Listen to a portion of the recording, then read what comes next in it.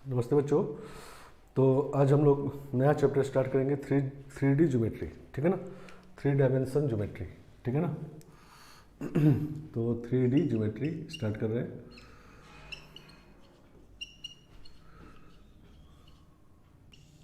ठीक है ना। तो जैसा बात हम लोग कर रहे थे वेक्टर में कि ये चैप्टर वेक्टर का एप्लीकेशन है, ठीक है ना। समझ गए बात। तो इसमें मतलब क्वेश्चन लैंग्वेज में रहेगा, ज्योमेट्री के फॉर्म में रहेगा और यूज़ करना है वेक्टर, ठीक है ना। जैसे मान लो हमको 2 पॉइंट हैं, एक है P x1 y1 z1 और एक पॉइंट है Q x2 y2 z2, ठीक है ना। हमको पी क्यू के बीच का डिस्टेंस निकालना है। तो पहले हम लोग पी का पोजीशन वेक्टर लिख लेंगे, position vector of P vector के फॉर्म में। तो लिखेंगे x1i plus y1j plus z1k, नहीं सही ना। और इसी तरह से पोजीशन वेक्टर ऑफ q लिखेंगे वेक्टर के फॉर्म में x2i plus y2j plus z2k, ठीक है ना, सही ना। तो पहले 3D के ज्योमेट्रिक फॉर्म में क्वेश्चन था तो वेक्टर के फॉर्म में चेंज कर लिए और अब पी क्यू वेक्टर बना लेंगे। तो P Q vector means position vector of Q minus position vector of P, ठीक है ना। समझ गए बात।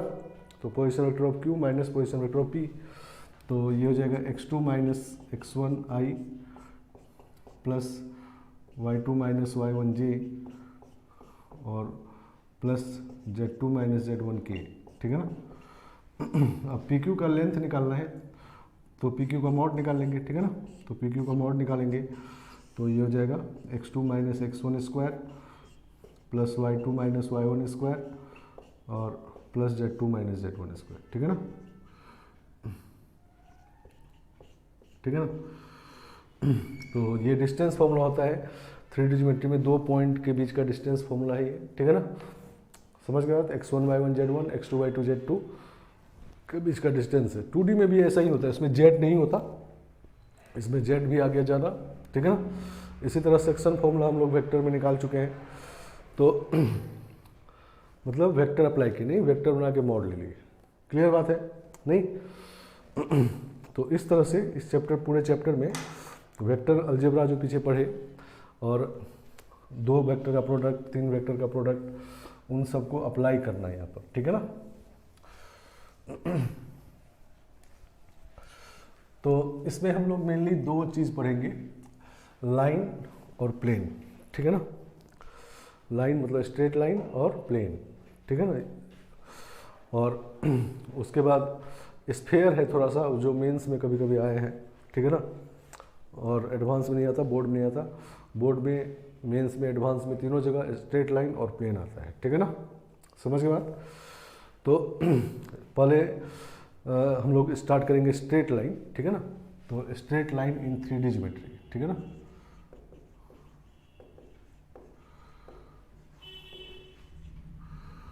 स्ट्रेट लाइन, ठीक है ना।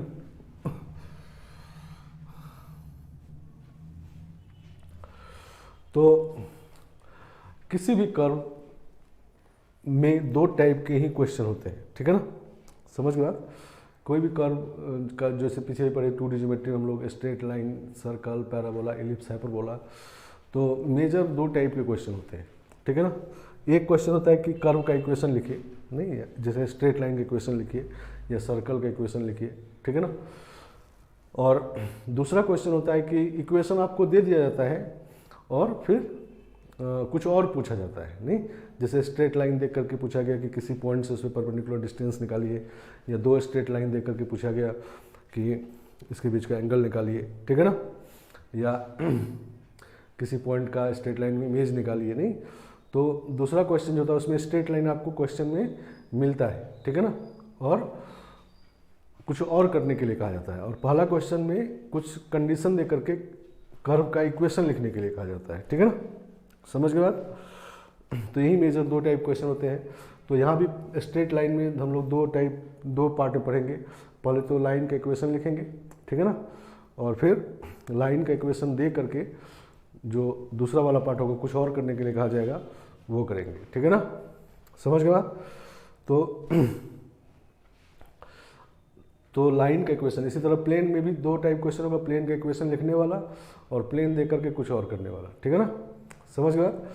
तो जो दूसरा टाइप का क्वेश्चन होता है जिसमें इक्वेशन आपको ऑलरेडी मिलता है और कुछ और करने के लिए कहा जाता है, तो उस क्वेश्चन का सबसे पहला क्राइटेरिया ये है कि जैसे स्ट्रेट लाइन का क्वेश्चन मिला तो आप पहचान जाइए कि स्ट्रेट लाइन है, ठीक है ना, नहीं, या प्लेन का क्वेश्चन मिला तो ये पहचान जाइए कि प्लेन है, ठीक है ना, और सर्कल का क्वेश्चन मिला, इलिप्स का मिला, तो ये पहचान जाना ही पहला क्राइटेरिया है, तभी फिर कुछ आगे कर सकते हैं, ठीक है ना। अगर पहचान ही नहीं पाए तो आगे नहीं होगा, ठीक है ना। तो दूसरा टाइप का क्वेश्चन जो होता है उसमें इक्वेशन दे करके कभी कभी लिखा नहीं जाता है, कभी कभी लिखा जाता है कि ये स्ट्रेट लाइन है, और कभी कभी सीधा इक्वेशन दिया रहता है। तो इक्वेशन जैसे ही मिले तो पहचान लेना है, ठीक है ना। और फिर उसके बाद जब कर्व को पहचान लेते हैं तो उसमें से कुछ चीज़ हम लोग निकाल लेते हैं, नहीं, जैसे मान लो स्ट्रेट लाइन इक्वेशन पहचान के 2D में स्ट्रेट लाइन इक्वेशन पहचान लिए, तो उससे हम लोग एक्स इंटरसेप्ट निकाल लेते हैं, वाई इंटरसेप्ट निकाल लेते हैं, स्लोप निकाल लेते हैं, नहीं, सही ना, ये पता कर लेते हैं किस पॉइंट से पास करेगा किससे नहीं करेगा, ठीक है ना। तो कुछ चीज़ हम लोग उस कर्व से निकाल लेते हैं, ठीक है ना। जैसे सर्कल का क्वेश्चन है तो सेंटर रेडियस निकाल लेते हैं, नहीं, तो कुछ चीज़ निकाल लेते हैं, और दूसरा टाइप क्वेश्चन जब पूछा जाता है तो उसी को यूज़ करते हैं, ठीक है ना, समझ के बाद। तो अभी हम लोग पहले फर्स्ट टाइप के क्वेश्चन पे फोकस करेंगे, तो इक्वेशन ऑफ स्ट्रेट लाइन, ठीक है ना।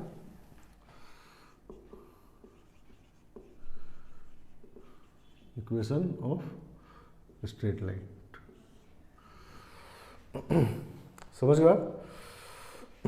चलो, अब किसी कर्व का, किसी भी कर्व का 2D या 3D कहीं भी किसी भी कर्व का जब इक्वेशन लिखना होता है तो एक्चुअली हम लोग क्या करते हैं कि उस कर्व पे एक एनी पॉइंट लेते हैं, ठीक है ना, और उसमें एक रिलेशन लिख देते हैं, नहीं, जैसे मान लो 2D में हम लिख रहे हैं ये 2x - 3y - 4 = 0, नहीं, तो ये स्ट्रेट लाइन का इक्वेशन है, ठीक है ना।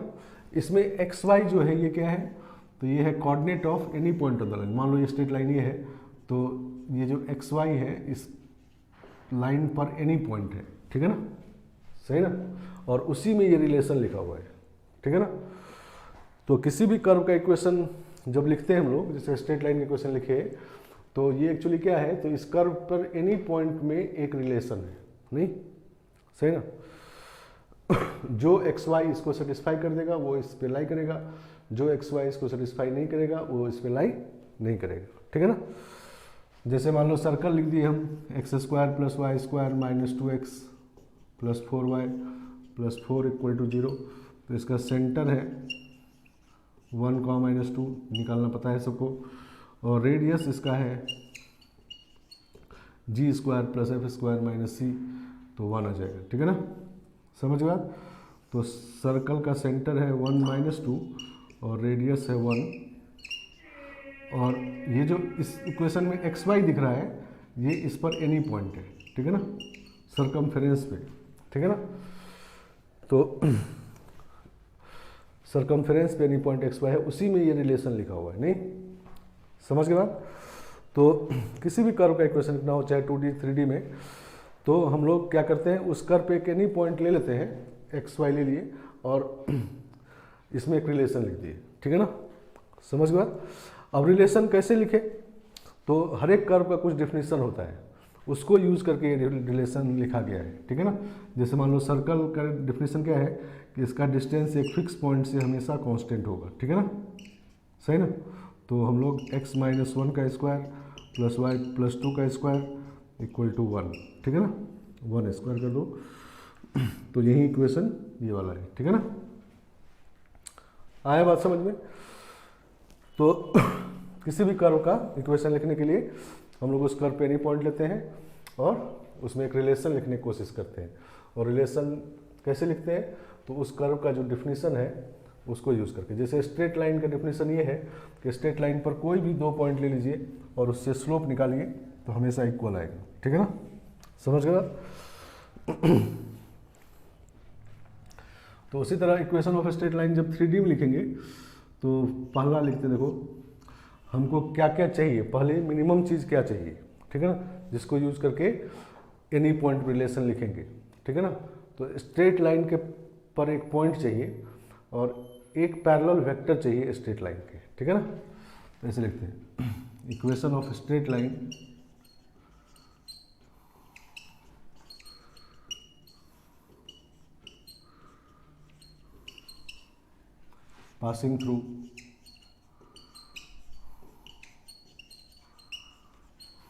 passing through A and parallel to vector B। A point से पास कर रहा है और B वेक्टर के पैरेलल है, ठीक है ना। मतलब एक लाइन है जो A पॉइंट है, इस पर इससे पास कर रहा है। A वेक्टर से पास नहीं कर रहा है, A पॉइंट से पास कर रहा है। A वेक्टर कहीं भी हो सकता है, मान लो ओरिजिन यहाँ है तो ये वेक्टर A है, नहीं ओरिजिन से ये वेक्टर A है, तो सिर्फ A पॉइंट से ये पास कर रहा है और एक वेक्टर B के पैरेलल है, सही ना। समझ गए आप।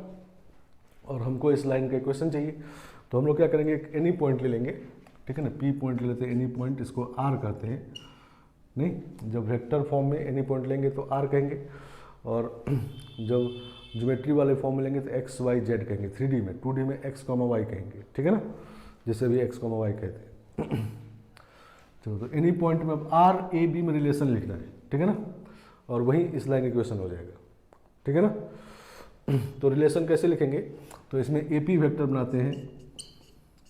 ए P vector is position vector of P minus position vector of A, तो R minus A, and A P vector और बी वेक्टर आर कोलिनियर, नहीं तो R minus A equal to lambda B, ठीक है ना। दो वेक्टर कोलिनियर है तो कंडीशन लगा दिए, ठीक है ना। नहीं, दो वेक्टर कोलिनियर होता है तो R A equal to lambda B लगाते हैं, तो R equal to A plus lambda B. तो ये है इक्वेशन ऑफ स्ट्रेट लाइन, इसका इक्वेशन आ गया, समझ गए आप। इसमें लैम्डा कोई भी रियल नंबर है, lambda belongs to real number, और ए क्या है, तो ए वो पॉइंट है जिसे लाइन पास कर रहा है, गिवन पॉइंट रहेगा ए, और बी है वो वेक्टर जिसके पैरेलल है लाइन, ठीक है ना। और लैम्डा रियल नंबर है, 0 1 2 -1 -3 1/2 कुछ भी हो सकता है। और आर क्या है, तो ये है position vector of any point on the line, ठीक है ना, उसी में रिलेशन लिखा गया है, ठीक है ना। तो मान लो हम लैम्डा का वैल्यू 0 पुट कर दिए, तो लैम्डा 0 पुट कर दिए, रियल नंबर है 0 पुट कर दिए, तो आर का वैल्यू ए आ गया। इसका मतलब ये जो आर का वैल्यू ए आई, ये पॉइंट लाइन पे लाई करेगा, ठीक है ना। इसी तरह लैम्डा का वैल्यू हम लोग 1 पुट कर दिए तो आर का वैल्यू ए प्लस बी आ जाएगा, तो वो भी इसी लाइन पे लाई करेगा, ठीक है ना। इसी तरह लैम्डा का वैल्यू जब पुट करते जाएंगे इन्फानाइट वैल्यू, तो आर का जो इन्फानाइट वैल्यू आएगा वो सभी इस लाइन पे लाई करेंगे और उसी से ये लाइन बन जाएगा, ठीक है ना। आगे बात समझ में। अब कोलिनियरिटी कंडीशन ये भी होता है, R minus A cross B equal to 0, नहीं दो वेक्टर अगर कोलिनियर है तो ये भी कंडीशन क्रॉस प्रोडक्ट 0, ये भी होता है, दोनों होता है, तो ये भी इक्वेशन ऑफ लाइन है, ठीक है ना। समझ गए आप। इसी को हम लोग ऐसे लिख दिए हैं, ठीक है ना। तो दोनों लिखा रहे तो लाइन समझेंगे, नहीं समझ गया। तो जब इस तरह से लिखा रहे लाइन, तो ए पॉइंट से पास करेगा, बी के पैरेलल होगा, और आर क्या है, position vector of any point on the line, ठीक है ना। समझ गए बात। तो लाइन जो दूसरा टाइप का क्वेश्चन बताए जिसमें इक्वेशन आपको मिलता है नहीं लाइन का, और कुछ और करने के लिए कहा जाता है, तो उसमें आपको सबसे पहला क्राइटेरिया होता है लाइन पहचाना। मान लो ये सही इक्वेशन मिल गया, तो अब कहने के लिए कोई नहीं आएगा कि ये स्ट्रेट लाइन है, ठीक है ना। आपको खुद समझ लेना है कि ये स्ट्रेट लाइन है, ठीक है ना। और इसमें क्या क्या बात है, तो ए पॉइंट से पास कर रहा है, बी के पैरेलल है। ऐसा इक्वेशन भी मिलेगा तो समझेंगे स्ट्रेट लाइन है, एक से पास कर रहा है, बी के पैरेलल है, और R is position vector of any point on the line, ठीक है ना। आया बात समझ में। तो अब हम लोग का ये बात हो गया कि स्ट्रेट लाइन लिखने के लिए 3D में अगर स्ट्रेट लाइन आपको लिखना है तो मिनिमम दो चीज़ चाहिए, लाइन पर एक पॉइंट और पैरेलल वेक्टर। नहीं, मान लो सिर्फ वेक्टर दिया हुआ है, ठीक है ना। तो वेक्टर तो स्पेस में फ्री होता है ना, ठीक है ना। मान लो बी वेक्टर दिया तो बहुत सारे लाइन होंगे, एक यहाँ होगा, फिर एक पैरेलल शिफ्ट कर दो, ये भी बी ही है तो यहाँ होगा नहीं। तो जब वेक्टर को एक पॉइंट से पास करा देते हैं तब ये लाइन बन जाता है, फिक्स हो गया अब ये, ठीक है ना। वेक्टर को एक पॉइंट से पास करा दिए, ठीक है ना। तो ये वेक्टर इस पॉइंट से पास कर गया तो ये लाइन फिक्स हो गया, ठीक है ना। आया बात समझ में। तो एक लाइन इक्वेशन लिखने के लिए हमको पॉइंट और पैरेलल वेक्टर चाहिए। वेक्टर डायरेक्शन देता है कि लाइन किधर होगा स्पेस में, और पॉइंट है कि वो फिक्स करने के लिए, ठीक है ना। किधर होगा तो वो तो बहुत सारे हो सकते हैं, मान लो इधर होगा तो ये भी इधर है, यहाँ वाला ये भी इधर है, ठीक है ना। तो ये पॉइंट दिया गया फिक्स करने के लिए, ठीक है ना। क्लियर बात। इसी तरह से मान लो सेकेंड है, equation of line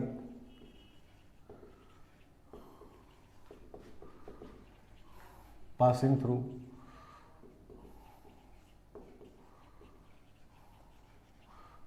A and B. इस बार लाइन पर 2 पॉइंट दिया हुआ है, ठीक है ना। और इसका इक्वेशन लिखना है, एक लाइन लिखना है जो ए से पास कर रहा है और बी के पैरेलल है, सॉरी बी से भी पास कर रहा है, ठीक है ना। हमको क्या चाहिए, तो लाइन पर एक पॉइंट चाहिए, यहाँ 2 पॉइंट दिया हुआ है, और पैरेलल वेक्टर चाहिए, ठीक है ना। अगर ये दोनों चीज़ मिल जाए तो इस तरह से लिख देंगे या इस तरह से लिख देंगे, ठीक है ना। तो हमारे पास पॉइंट तो 2 है लेकिन पैरेलल वेक्टर नहीं है, तो पैरेलल वेक्टर बना लेंगे। Parallel vector A B vector parallel होगा तो ये होगा बी माइनस ए, नहीं तो ये वेक्टर बन गया बी माइनस ए, सही ना। और जब पॉइंट और पैरेलल वेक्टर मिल गया तो इक्वेशन ऐसे लिखेंगे, नहीं क्या लिखेंगे, R equal to A plus lambda times B minus A. तो हम लोग पॉइंट ए लिए हैं, कोई चाहे तो पॉइंट बी भी ले सकता है, और R equal to B plus mu times B minus A, सही ना। दोनों से सेम लाइन है, कोई भी ऑप्शन में हो सकता है, इस तरह से भी लिख सकते हैं। तो यहाँ पर ए पॉइंट ए लिख सकते हैं, बी भी लिख सकते हैं, और parallel vector B minus A है तो क्या लिखेंगे, R minus A cross B minus A equal to 0, ठीक है ना। तो ये सब लाइन का इक्वेशन है। किस लाइन का इक्वेशन है, तो ए से पास कर रहा है और बी से पास कर रहा है, ठीक है ना, समझ गए। चलो तीसरा मान लो क्वेश्चन पूछा गया, equation of line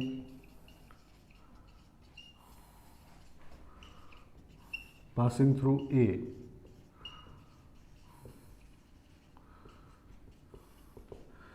and perpendicular to B and C. इस बार पॉइंट दिया हुआ है तो पॉइंट हमको चाहिए और एक पैरेलल वेक्टर चाहिए, लेकिन पैरेलल वेक्टर ना देके 2 परपेंडिकुलर वेक्टर दे दिया, ठीक है ना। मतलब ऐसे लाइन है, ए पॉइंट से पास कर रहा है और इस बार 2 परपेंडिकुलर वेक्टर दिया हुआ है, ठीक है ना, सही ना। मतलब लाइन, ये लाइन जो बना हुआ है समझो ऐसे बना हुआ है, ठीक है ना। ये बी और सी दोनों पे परपेंडिकुलर है, सही ना। ये लाइन, ये बी और सी वेक्टर लाइन ऐसे बना हुआ, दोनों परपेंडिकुलर है, ठीक है ना। तो हमको चाहिए पॉइंट तो दिया हुआ है ए, और पैरेलल वेक्टर चाहिए, ठीक है ना। तो पैरेलल वेक्टर ना देके 2 परपेंडिकुलर वेक्टर दे दिया, तो इसका मतलब दोनों का क्रॉस ले लेंगे, ठीक है ना। तो क्रॉस ले लेंगे तो B cross C parallel vector आ जाएगा, ठीक है ना। तो इक्वेशन क्या लिखेंगे, R equal to A point plus lambda times B cross C, ये हो गया इक्वेशन ऑफ लाइन, ठीक है ना, सही ना। तो कुल मिला के कहने का बात ये है कि इक्वेशन ऑफ लाइन लिखने के लिए क्वेश्चन बहुत सारे होंगे, ठीक है ना, लेकिन आपको सिर्फ 2 चीज़ खोज के निकालना है, एक पॉइंट और एक पैरेलल वेक्टर, ठीक है ना। और जब ये दोनों मिल जाए तो इस तरह से लिख देना या इस तरह से लिख देना, दोनों ही आंसर हो सकते हैं, ठीक है ना, समझ गए बात। तो स्ट्रेट लाइन इक्वेशन लिखना क्लियर हो गया नहीं, ठीक है ना। और ये जो हम लोग लिखे हैं इसको कहते हैं vector form of straight line, ठीक है ना, वेक्टर फॉर्म, ठीक है ना। वेक्टर फॉर्म में एनी पॉइंट को आर कहते हैं, ठीक है ना, जनरली। और दूसरा होता है कार्टेशियन फॉर्म, नहीं, जो एक्स वाई जेड वाला फॉर्म होता है, ठीक है ना। तो ये है वेक्टर फॉर्म ऑफ लाइन। तो जब भी आपको स्ट्रेट लाइन का इक्वेशन लिखने वाला क्वेश्चन होगा तो आपको इक्वेशन ऑप्शन में वेक्टर फॉर्म में भी हो सकता है, कार्टेशियन फॉर्म में भी हो सकता है। मोर देन वन है तो एक ही लाइन को दोनों फॉर्म में लिख दिया जाएगा, ठीक है ना। इस तरह से भी लिख दिया जाएगा, इस तरह से भी लिख दिया जाएगा, तो सब समझ में सब एक ही लाइन है, ठीक है ना, समझ गया। तो कार्टेशियन फॉर्म हम लोग देखते हैं, कार्टेशियन फॉर्म में स्ट्रेट लाइन कैसा होता है। ये तो वेक्टर फॉर्म में ऐसा होता है, ठीक है ना। तो लिखते हैं Cartesian form of straight line. चलो तो कार्टेशियन फॉर्म देखते हैं हम लोग, इसको हटा लेते हैं।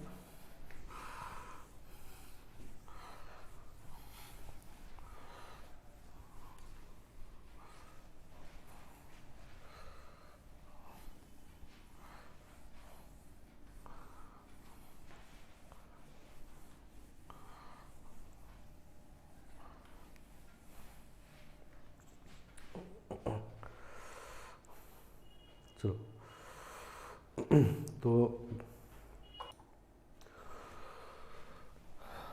तो कार्टेशियन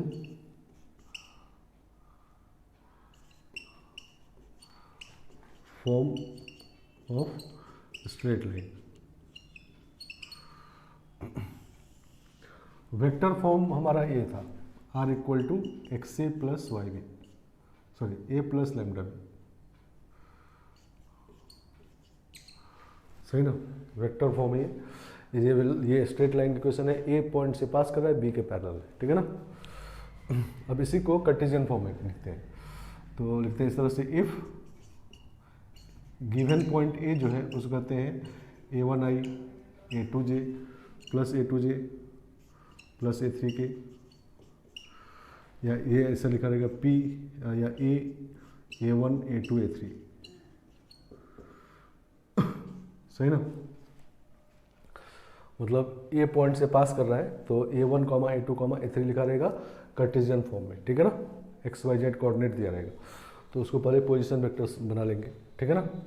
और इसी तरह से बी वेक्टर जो है इसको ये लिखा रहेगा b1i plus b2j plus b3k, और आर क्या है तो position vector of any point on the line, तो उसको कहते हैं हम लोग R X I plus Y J plus Z K, ठीक है ना। एनी पॉइंट को कार्टेशियन फॉर्म में X comma Y comma Z कहेंगे, 2D में एक्स कॉमा वाई कहते हैं, 3D में एक्स वाई जेड कहते हैं, और वेक्टर में आर कहते हैं, ठीक है ना। तो ये आपका एनी पॉइंट पी है एक्स वाई जेड, ठीक है ना, ये एनी पॉइंट है, ये आपका गिवन पॉइंट है,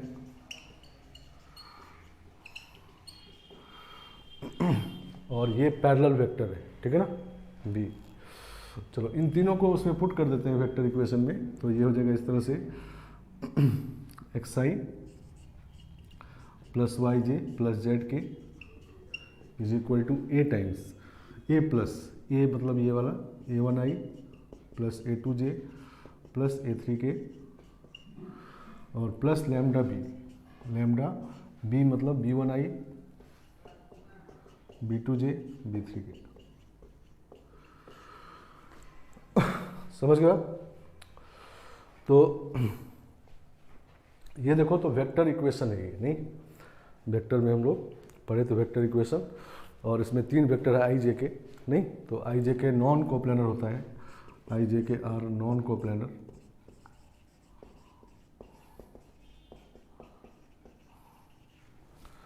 ठीक है ना। तो इसका मतलब हम लोग लिख सकते हैं एक्स आई को कोफिशिएंट इक्वेट कर सकते हैं, तो x equal to a1 plus lambda b1, y equal to a2 plus lambda b2, नहीं J coefficient y equal to a2 plus lambda b2, और z equal to a3 plus lambda b3, ठीक है ना। समझ गए बात, ऐसा हो गया। अब देखो इसको ऐसे लिखते हैं, x minus a1 by b1, x minus a1 by b1 कर दिए तो लैम्डा आ जाएगा ये, और इसी तरह से y minus a2 by b2 कहेंगे, y minus a2 by b2 ये भी लैम्डा आएगा, और z minus a3 by b3 कहेंगे तो ये भी लैम्डा आएगा, ठीक है ना। तो this is equation of line in Cartesian form. तो कार्टेशियन फॉर्म में लाइन इस तरह से दिखता है, ठीक है ना, समझ गए बात। एक्स वाई जेड वाला फॉर्म जो होता है ये होता है, और इसी को वेक्टर फॉर्म में ऐसे लिखते हैं। तो यही लाइन इतना बड़ा बन गया कार्टेशियन फॉर्म में, दोनों लाइन है, दोनों एक ही लाइन है, ठीक है ना, ये बात समझना है।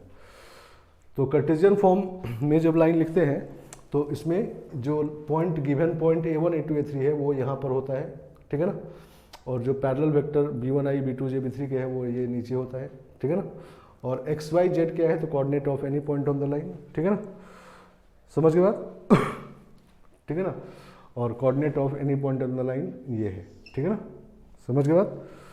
तो इसको हम लोग कहेंगे equation of line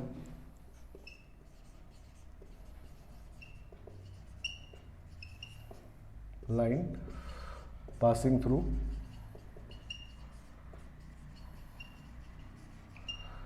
A, point a1 a2 a3, और पैरेलल वेक्टर जो है b1i b2j b3 के उसको वेक्टर ना कह के कहते हैं whose direction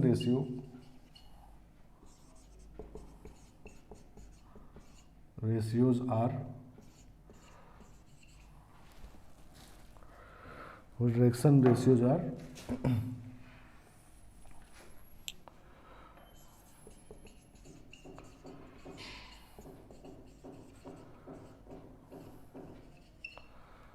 b1, b2, b3, ठीक है ना। तो कार्टेशियन फॉर्म में बी वेक्टर नाम नहीं लेते, वेक्टर पैरेलल वेक्टर को ऐसे कहते हैं direction ratios are b1 b2 b3।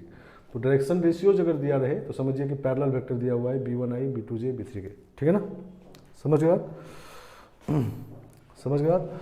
And coordinate of any point on the line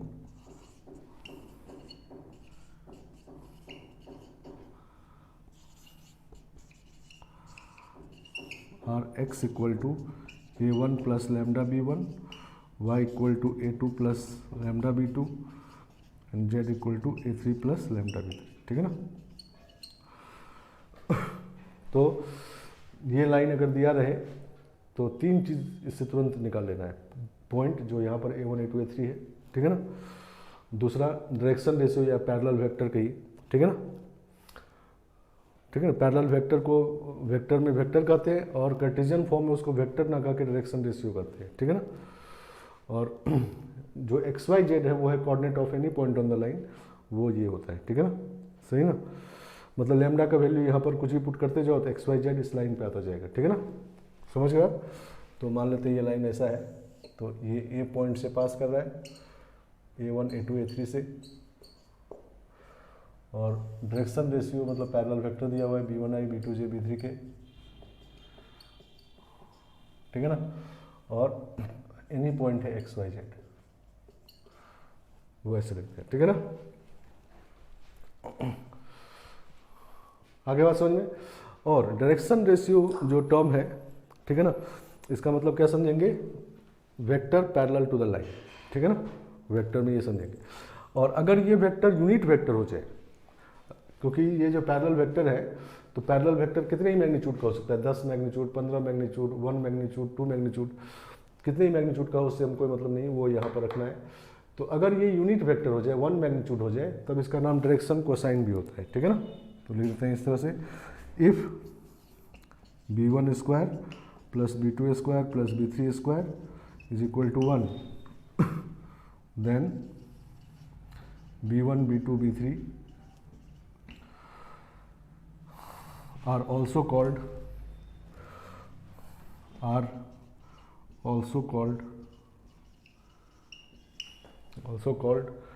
direction cosine,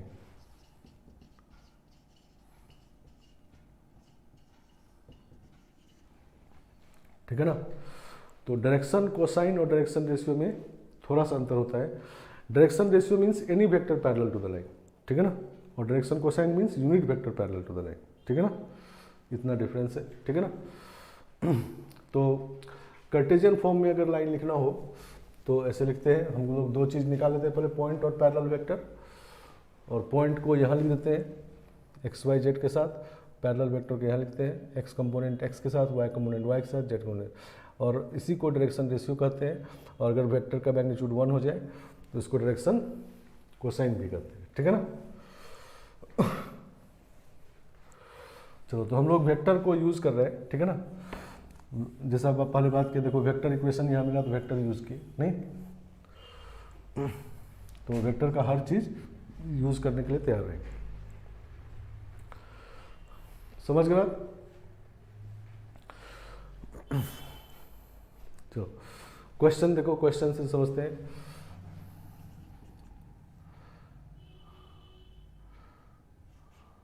let find equation of line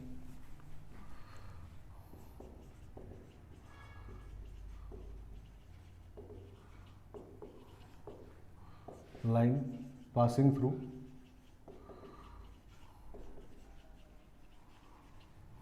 A 1 minus 2 3 and whose direction ratios are DR भी कहते हैं, direction ratios are 2 minus 1 4, ठीक है ना, सही ना। तो direction ratio दिया हुआ है 2 minus 1 4, तो इसका मतलब vector parallel to the line क्या लिखेंगे,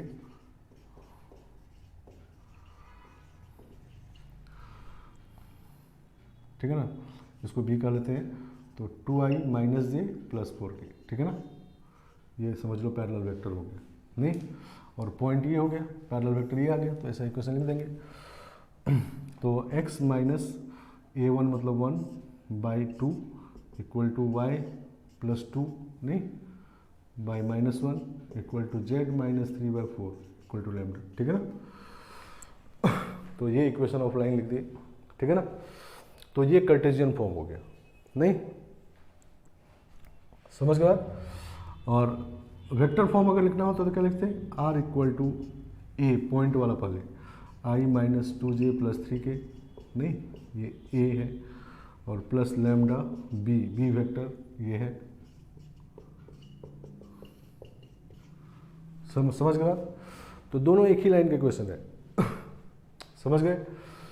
लेकिन ये बात समझना है कि सेम है, ऑप्शन में आपको दोनों हो सकता है। स्कूल वाले एग्जाम में लिख के आएगा कार्टेशियन इक्वेशन लिखिए या वेक्टर इक्वेशन लिखिए, लेकिन जब हम लोग मेन से एडवांस देखेंगे तो उसमें इक्वेशन ऑफ लाइन लिख के आएगा। ऑप्शन में दोनों ही हो सकता है अगर मोर देन वन होगा, या कोई भी एक हो सकता है, ठीक है ना। समझ गए? तो कैसे उस इक्वेशन को यूज़ किया, क्लियर नहीं। पॉइंट जो था उसको a1 a2 a3 की जगह रख दिए, और जो डायरेक्शन रेशियो था उसको पैरेलल वेक्टर बना के और नीचे रख दिए, ठीक है ना। चलो नेक्स्ट क्वेश्चन देखते हैं।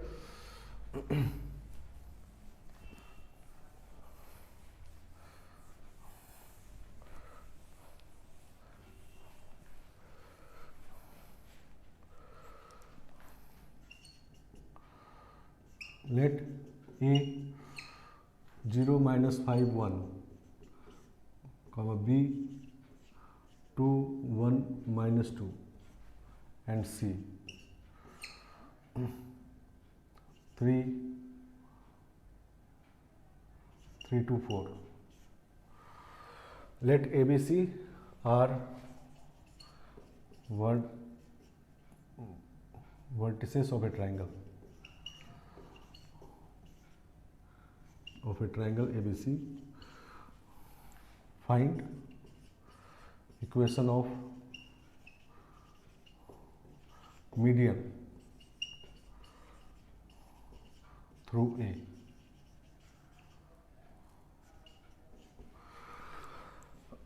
Equation of median through a. Median पता होगा कि ट्राइंगल ABC है, तो मीडियन कहते हैं कि किसी साइड के मिड पॉइंट को सामने वाले वर्टेक्स से मिला दीजिए, ठीक है ना। तो ये एक इससे पास करने वाला मीडियन है, ठीक है ना, ये मिड पॉइंट है। इसी तरह 20 पास करने वाला मीडियन मतलब इसका साइड का मिड पॉइंट को इससे मिला दो, ठीक है ना।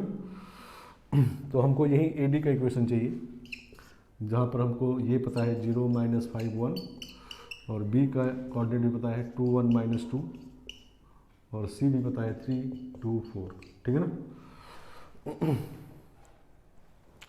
3 2 4 है।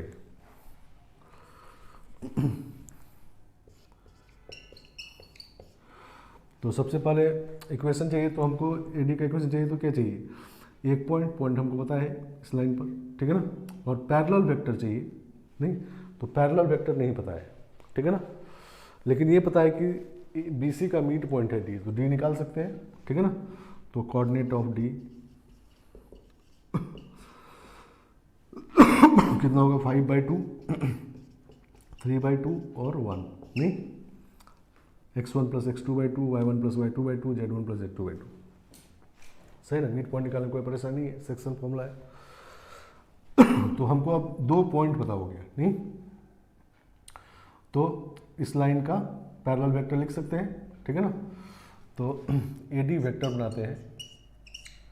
AD वेक्टर कितना होगा, position vector of D minus A, ठीक है ना।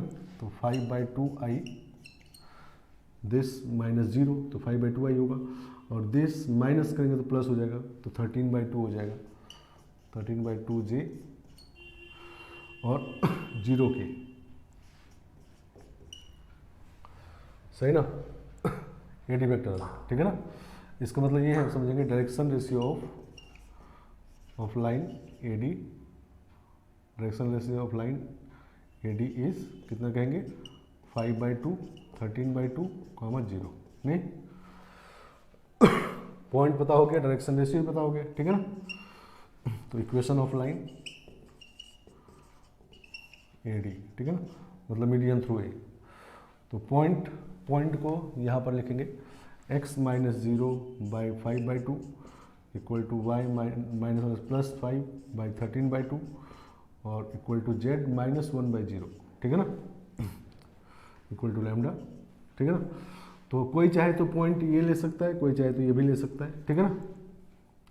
तो इक्वेशन हम लोग ऐसे लिख सकते हैं, x - 5/2/5/2 equal to y -3/2/13/2 equal to z -1/0, ठीक है ना। दोनों एक ही लाइन है, सही ना। और इसी को वेक्टर फॉर्म लिखना होगा, तो वेक्टर फॉर्म लिखेंगे r इक्वल टू पॉइंट कोई भी ले सकते हैं, तो 0i -5j + k और plus lambda times parallel vector, मतलब ये है AD, ठीक है ना, 5/2i + 13/2j + 0k, ठीक है ना। क्लियर बात है।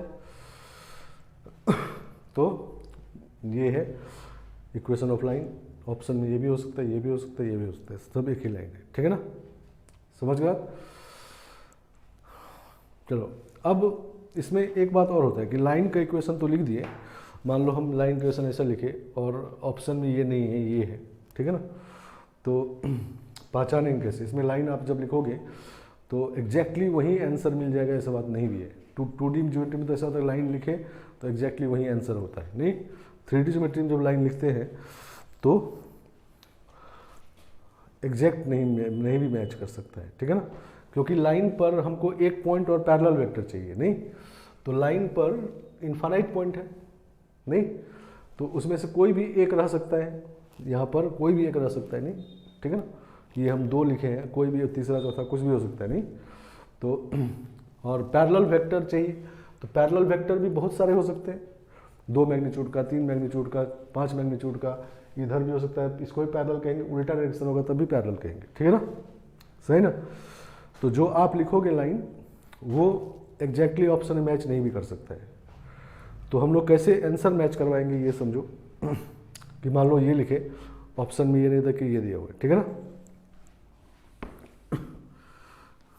चलो तो पहले देखेंगे वेक्टर पैरेलल है कि नहीं, ठीक है ना।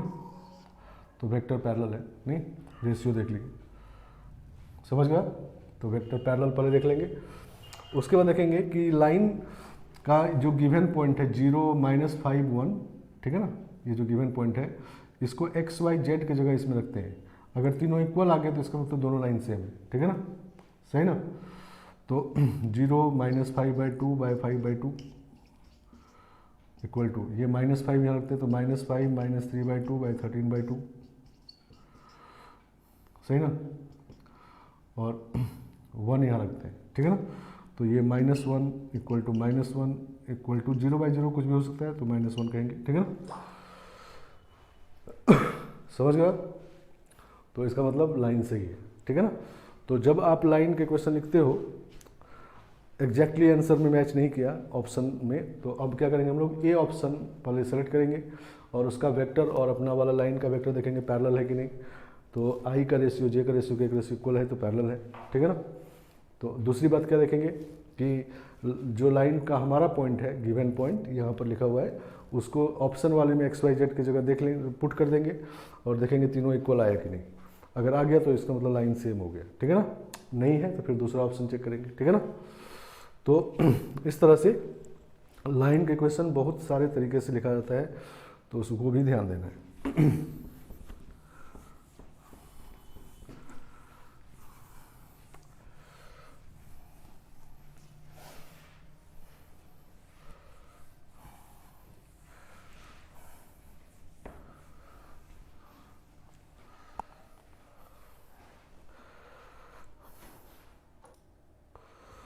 तो नेक्स्ट क्वेश्चन देखो, find equation of line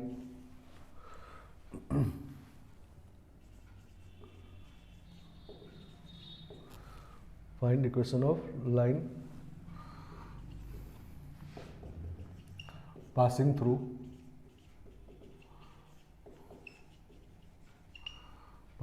A 2 1 minus 2 and perpendicular to two lines whose direction ratios are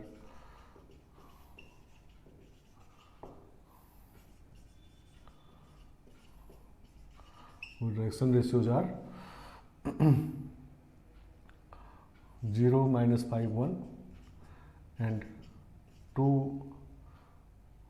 3 - 1 2, ठीक है ना। समझ गए बात। तो इसमें कहा गया एक लाइन है, ठीक है ना, जो ए पॉइंट से पास कर रहा है 2 1 - 2, ठीक है ना, और दो लाइन है जो इसके परपेंडिकुलर है, ठीक है ना।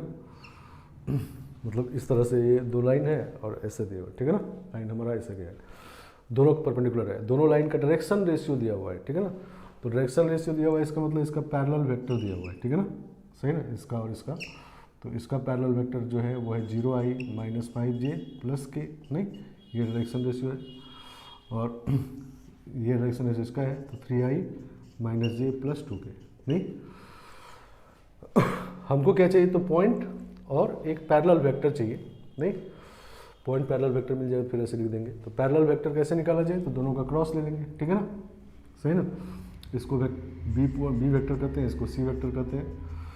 तो vector parallel to required line, this is B cross C, ठीक है ना। तो this is equal to I J K 0 - 5 1 और 3 - 1 2, ठीक है ना, सही ना। चलो तो आई के साथ लिखेंगे हम लोग -10 तो -9 और -j के साथ 0 - 3 और प्लस k के साथ 0 + 15, तो -9i, नहीं तो -9i, ये b क्रॉस c निकाले हैं, b क्रॉस c और प्लस 3j और प्लस 15k, नहीं चलो तो ये है। अब इसी को हम लोग डायरेक्शन रेशियो कहेंगे रिक्वायर्ड लाइन का, ठीक है ना। तो direction ratio of required line is -9 3 और 15, ठीक है ना, ये 15 है। तो equation of line required line, तो पॉइंट हमारा दिया हुआ है, ठीक है ना। तो x - 2 / -9 और equal to Y minus 1/3 equal to Z plus 2/15, ठीक है ना। समझ गया। अब मान लो लाइन हम लोग ऐसे ये हमने लिखे, लेकिन मान लो ऑप्शन में नहीं है, ऑप्शन में ऐसा है x minus 2/-3 equal to Y minus 1/1 equal to Z plus 2/5, ठीक है ना। तो ये बताना है कि ये दोनों लाइन सेम है कि नहीं, ठीक है ना। तो पॉइंट तो मिल रहा है, देखो पॉइंट तो यही वाला इधर है, नहीं तो पॉइंट ठीक है। पैरेलल वेक्टर देख लेते हैं, तो इसका रेशियो निकालेंगे 3 आएगा, इसका भी 3 आएगा, इसका भी 3 आएगा, इसका मतलब पॉइंट भी मैच कर गया, नहीं। अगर ये वाला पॉइंट निकाल के एक्स वाई जेड की जगह रखेंगे तो 0 इक्वल टू 0 आ जाएगा, नहीं। और पैरेलल वेक्टर भी मैच कर गया, तो इसका मतलब सेम लाइन है दोनों, ठीक है ना। तो चूंकि पैरेलल वेक्टर जो है वो कितने भी मैग्नीट्यूड का हो सकता है, तो इसमें 1/3 कर दिए तो मैग्नीट्यूड में फर्क पड़ा, नहीं। वेक्टर पैरेलल ही रहा तो वो भी वेक्टर हो सकता है, ठीक है ना। क्लियर बात है।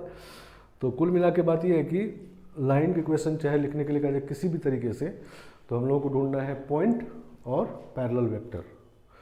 और कार्टेशियन फॉर्म में पैरेलल वेक्टर को ही डायरेक्शन रेशियो कहते हैं, और अगर उस वेक्टर का मैग्नीट्यूड 1 हो जाए तो उसको डायरेक्शन कोसाइन भी कर देते हैं, ठीक है ना। समझ गए बात।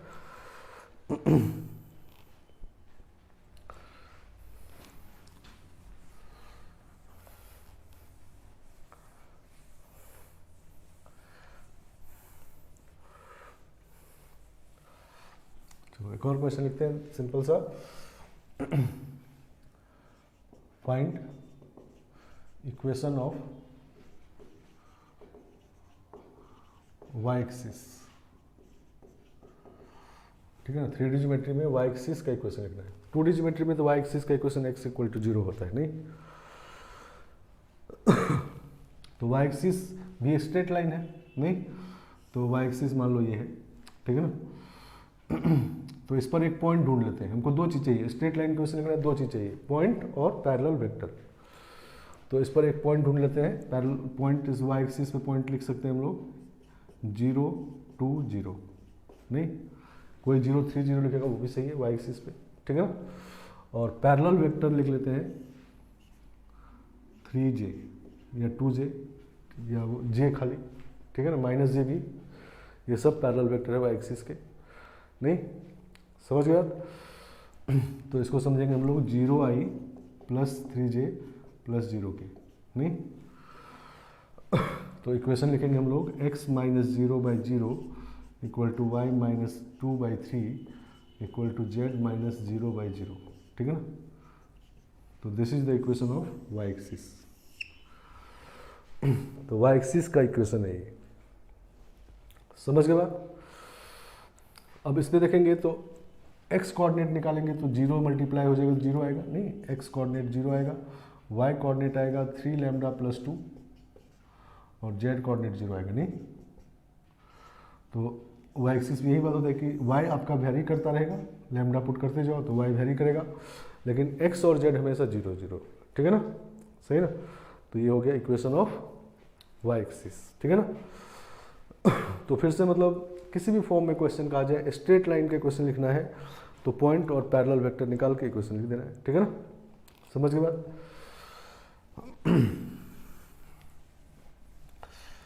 अब हम लोग चलते हैं सेकेंड टाइप क्वेश्चन, मतलब जब इक्वेशन दे करके कुछ और करने के लिए कहा जाएगा, ठीक है ना। समझ गए बात। तो वेक्टर में जब स्ट्रेट लाइन क्वेश्चन दिया जाएगा तो सबसे पहले तो समझना है कि स्ट्रेट लाइन है, जैसे ये कार्टेशियन फॉर्म है, तो जैसे ही ऐसा इक्वेशन मिले तो स्ट्रेट लाइन हमेशा नहीं कहा जाएगा, तो आपको खुद समझ लेना है स्ट्रेट लाइन है ये, ठीक है ना। और इससे 3 चीज़ तुरंत निकाल लेना है, ठीक है ना। क्या क्या, तो पहला चीज़ पॉइंट, स्ट्रेट लाइन पर जो गिवन पॉइंट है a1, a2, a3, ठीक है ना। दूसरा चीज़ इसका parallel vector b1i plus b2j plus b3 के, इसको डायरेक्शन रेशियो भी कहते हैं। और तीसरा इसमें कि coordinate of any point on the line, ठीक है ना, ठीक है ना। जब भी किसी बहुत सारे क्वेश्चन में लाइन पर पॉइंट एज्यूम करना होगा, ठीक है ना। समझ गए बात। तो लाइन पर पॉइंट हम लोग एज्यूम 3 अननोन नहीं करेंगे, x1, y1, z1 ऐसे नहीं करेंगे, ठीक है ना। लाइन पर पॉइंट ऐसे लैम्डा के फॉर्म में एज्यूम करेंगे, ठीक है ना। इसमें एक ही अननोन है लैम्डा, नहीं, सही ना। तो लैम्डा निकल जाएगा तो पॉइंट आ जाएगा, ठीक है ना। जैसे देखो क्वेश्चन ये find coordinate of the point on the line x minus 1 by 2 equal to y plus 2 by minus 1 कर देते हैं और z minus 3 by minus 2, ठीक है ना. On this line find coordinate of point on this line which are at a distance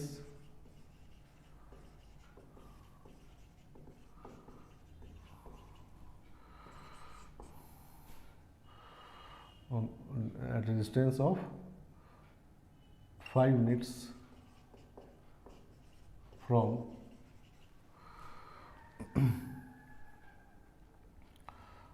0,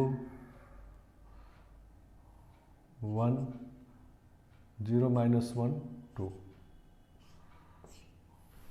सही ना. 0 minus 1, 2 इसको पी पॉइंट करते हैं, ठीक है ना.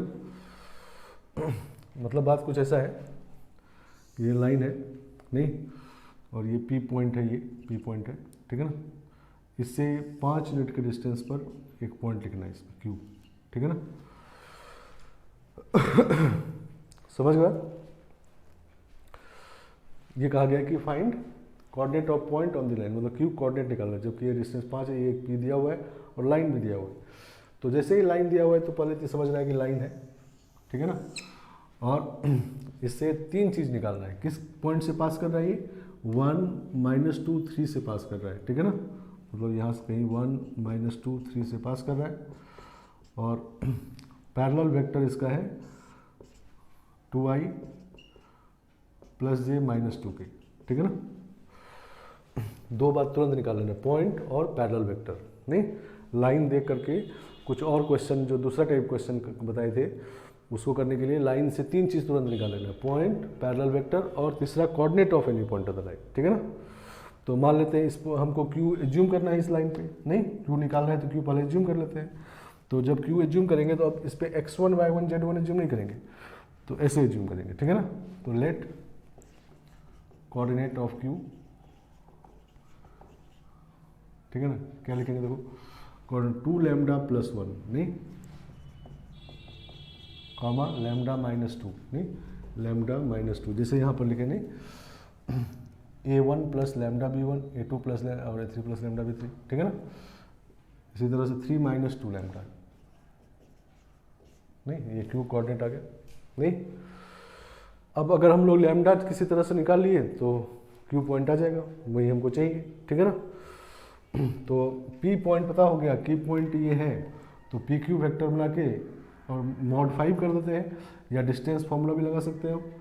तो पी क्यू डिस्टेंस निकालेंगे, तो this is √of x1 x2 - x1, तो यही आ जाएगा 2 लैम्डा + 1 का स्क्वायर और y2 - y1, ठीक है, तो प्लस लैम्डा -1 का स्क्वायर और प्लस z2 - z1 नहीं, ठीक है ना.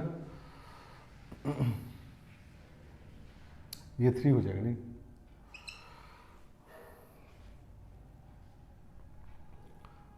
दिस माइनस दिस करेंगे, ठीक है ना, तो 1 रहेगा. और दिस माइनस दिस करेंगे तो 2 cancel, 1 + 2 lambda, 1 - 2 lambda, this is equal to 5 नहीं. चलो एक्सपेंड करते हैं, स्क्वायर कर देते हैं. तो 4 lambda square, 4 8 lambda square plus lambda 9 lambda square और 4 लैम्डा -4 लैम्डा कैंसिल हो गया, -2 लैम्डा बचेगा. और कांस्टेंट टर्म इधर रहेगा 1 1 1 3 इक्वल टू 25.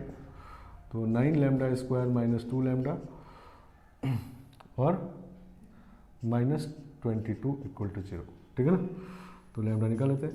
तो 2 ± √of b² -4ac नहीं, तो 9 × 4 × 22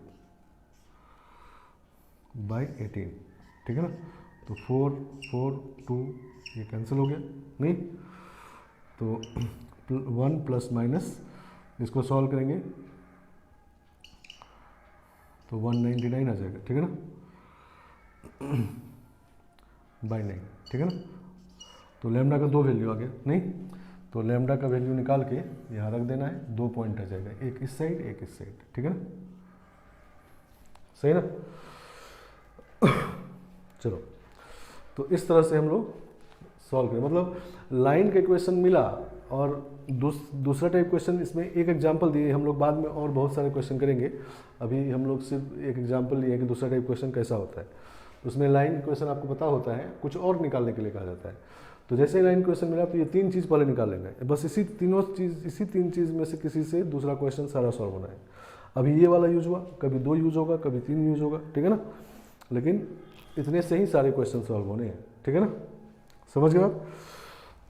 अच्छा, इस क्वेश्चन में ये जो पी क्यू निकाले हैं, पी क्यू, ठीक है ना, इसको सॉल्व सिंप्लीफाई कर लेते हैं। तो आया था 9 लैम्डा स्क्वायर माइनस 2 लैम्डा और प्लस 3 आया था नहीं। चलो, इसका अगर मिनिमम वैल्यू निकाल ले, ठीक है ना, सही ना, अगर इसका मिनिमम वैल्यू निकाल ले, -d/4 से मिनिमम वैल्यू अगर निकाल ले इसका, तो वो मिनिमम वैल्यू जो होगा, मतलब पी क्यू का मिनिमम वैल्यू होगा, तो दिस इज परपेंडिकुलर डिस्टेंस नहीं, सही ना। तो पी पॉइंट से किसी लाइन परपेंडिकुलर डिस्टेंस निकालना हो तो इस तरीके से भी निकाल सकते हैं कि मान लिए कि ये एम पॉइंट है, एम पॉइंट एज्यूम कर लिए नहीं लैम्डा के फॉर्म में, और पी एम डिस्टेंस निकाल के मिनिमाइज कर दी, क्योंकि शॉर्टेस्ट डिस्टेंस था परपेंडिकुलर डिस्टेंस, ठीक है ना, समझ के बाद। तो दूसरा टाइप क्वेश्चन हम लोग आगे और भी करेंगे। अभी कहने का मतलब ये है कि स्ट्रेट लाइन का इक्वेशन लिखना क्लियर हो गया, और स्ट्रेट लाइन अगर मिल जाए तो ये समझ जाना है स्ट्रेट लाइन है, उससे 3 चीज़ निकाल लेना है, ठीक है ना, समझ के बाद। एक बात और देखो कि अब लाइन का इक्वेशन अगर मिला और हमको ये पता करना है कि एक्स एक्सिस के रिस्पेक्ट में लाइन कैसा है, वाई एक्सिस के रिस्पेक्ट में कैसा है, जेड एक्सिस के कैसा है, तो वो कैसे करेंगे देखो। तो इस तरह से लिखते हैं, consider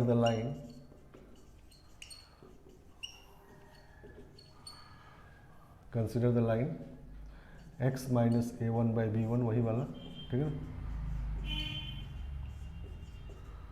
z minus a3 by b3 equal to lambda, ठीक है ना, समझ गया। तो फर्स्ट कंडीशन लगाते हैं, व्हेन मान लो b1 0 हो गया, ठीक है ना, मतलब ये x के नीचे वाला 0 हो गया, तो इसका मतलब पैरेलल वेक्टर b जो है, b पैरेलल वेक्टर था b1i plus b2j plus b3 के, तो वो हो जाएगा b2j प्लस b3 के नहीं, लाइन का पैरेलल वेक्टर अब ये हो जाएगा नहीं, i वाला पार्ट 0 हो गया। तो अब अगर b डॉट i निकालें तो 0 आएगा नहीं, क्योंकि इसका i के साथ डॉट 0 आएगा, i डॉट j, और i डॉट k भी 0 होता है, ठीक है ना। तो इसका मतलब क्या होगा कि b is perpendicular to x axis नहीं, i के परपेंडिकुलर है, डॉट प्रोडक्ट 0 हुआ, तो इसका मतलब b perpendicular to x axis हो गया, ठीक है ना। तो वेक्टर b अगर x एक्सिस के परपेंडिकुलर हुआ तो इसका मतलब लाइन भी, क्योंकि लाइन के पैरेलल वेक्टर है ये, तो जब वेक्टर परपेंडिकुलर हो तो लाइन भी परपेंडिकुलर हो जाएगा, ठीक है ना। तो इसका मतलब line perpendicular to x axis,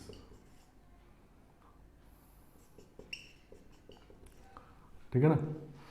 और x एक्सिस के परपेंडिकुलर का मतलब ये भी है कि line parallel to Y Z plane, ठीक है ना।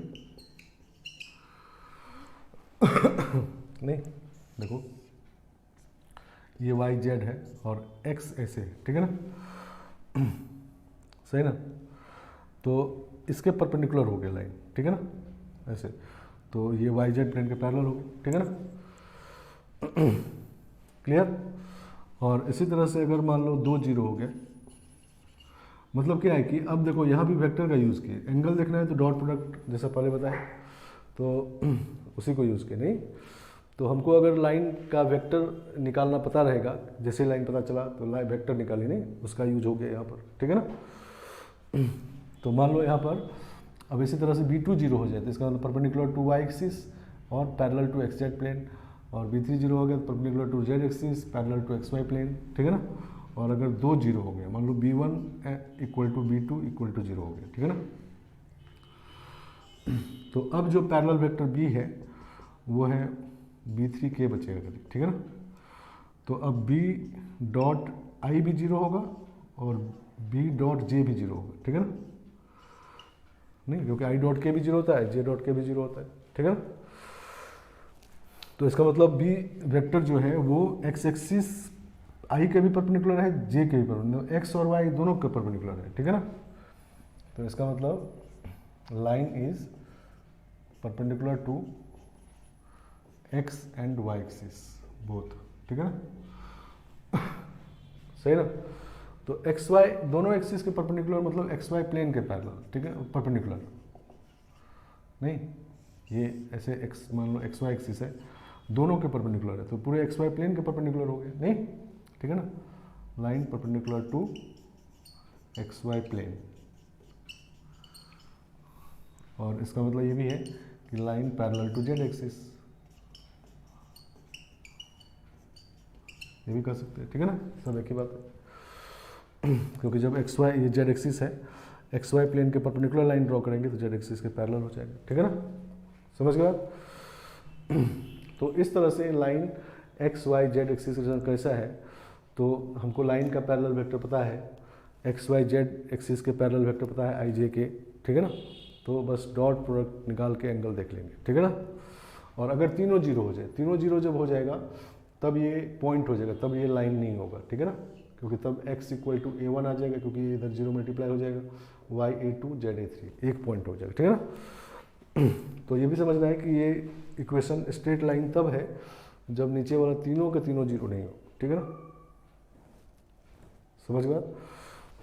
मैक्सिमम दो तक जीरो हो सकता है, एक या दो जीरो हो सकता है, तीनों जीरो होगा तो लाइन नहीं रहेगा, तब पॉइंट हो जाएगा A1 A2 A3, ठीक है ना। चलो, तो हम लोग आज यहाँ पर रखते हैं। स्ट्रेट लाइन का इक्वेशन कैसे लिखना है क्लियर, और स्ट्रेट लाइन जब मिल जाए तो पहचानना क्लियर, और उससे तीन चीज़ निकालना क्लियर, नहीं उसमें कोई दिक्कत नहीं होनी चाहिए। तो इसी तरह से नेक्स्ट क्लास में हम लोग प्लेन का इक्वेशन पहले पढ़ेंगे, सही ना। और इक्वेशन लिखने के लिए क्या क्या चाहिए प्लेन इक्वेशन, और उसके बाद प्लेन की इक्वेशन जब मिल जाए तो क्वेश्चन में तो उसको समझना कि प्लेन है, उससे क्या क्या निकालना है ये समझेंगे। तो इक्वेशन वाला पार्ट तब हो जाएगा। उसके बाद हम लोग दूसरा वाला पार्ट करेंगे कि मतलब इक्वेशन दे के कुछ और करने के लिए, परपेंडिकुलर, डिस्टेंस, एंगल, तो वो दोनों का मिक्स क्वेश्चन होता है, लाइन और प्लेन मिला के होता है।